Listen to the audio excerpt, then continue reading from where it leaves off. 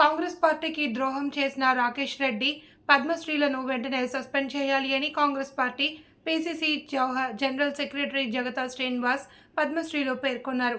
ఈ మేరకు వారు మాట్లాడుతూ రాకేష్ రెడ్డి, పద్మశ్రీలు వీరిద్దరూ తిన్న ఇంటి వాసాలు లెక్కబెట్టే విధంగా పనిచేశారని, ఎంతో కష్టపడి మండుతున్న ఎండలు సైతం లెక్క చేయకుండా రాష్ట్రం మొత్తం తిరిగి కాంగ్రెస్ పార్టీకి ఊపిరిపోసిన పీసీసీ అధ్యక్షురాలు షర్మిలమ్మపై అనుచిత వ్యాఖ్యలు చేసిన వీరిద్దరిని తక్షణమే పార్టీ నుంచి సస్పెండ్ చేయాలి అని ఆదివారం పాయకరావుపేట విలేకరుల సమావేశంలో కాంగ్రెస్ పార్టీ రాష్ట్ర జనరల్ సెక్రటరీ జగత్ శ్రీనివాస్ డిమాండ్ చేశారు.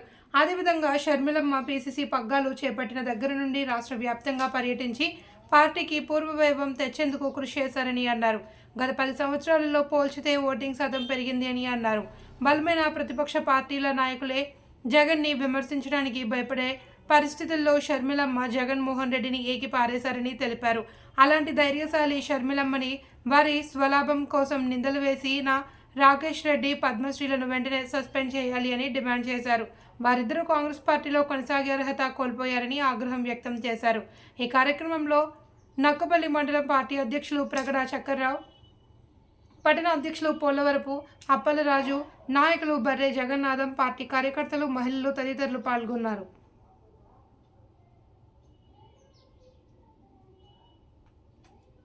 నియోజకవర్గంలో ప్రతి ఓటర్ని, ప్రతి నాయకుల్ని అందరినీ కలవడం జరిగింది. కలిసి తర్వాత ఎన్నికల్లో ఆవిడ సత్తా ఏంటో చూపించుకుని ఓటు శాతం రూపంలో ఈరోజు ఓటు మైలేజ్ పెరిగిందని అంటే వైఎస్ షర్మిలమ్మ గారే కారణం అని చెప్పేసి గట్టిగా మేము నమ్ముతున్నాం.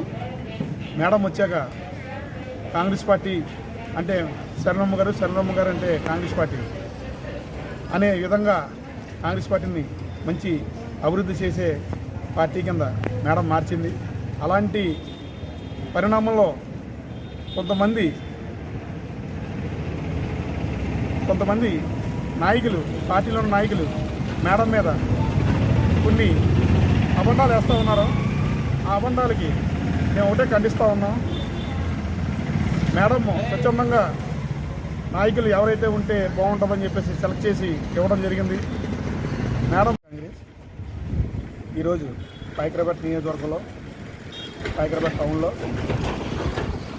కాంగ్రెస్ పార్టీ కార్యాలయం దగ్గర టౌన్ ప్రెసిడెంట్ గారి ఆధ్వర్యంలో, అలాగే మండల ప్రెసిడెంట్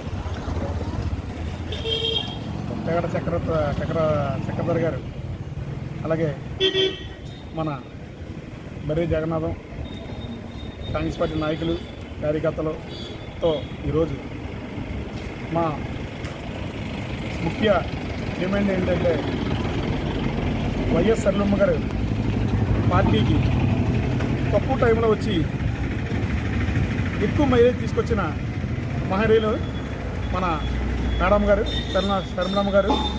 ఆవిడ రావడంతో కాంగ్రెస్ పార్టీ అత్యంత వైభవంగా ప్రజలందరూ కూడా ఆదరించడం జరిగింది.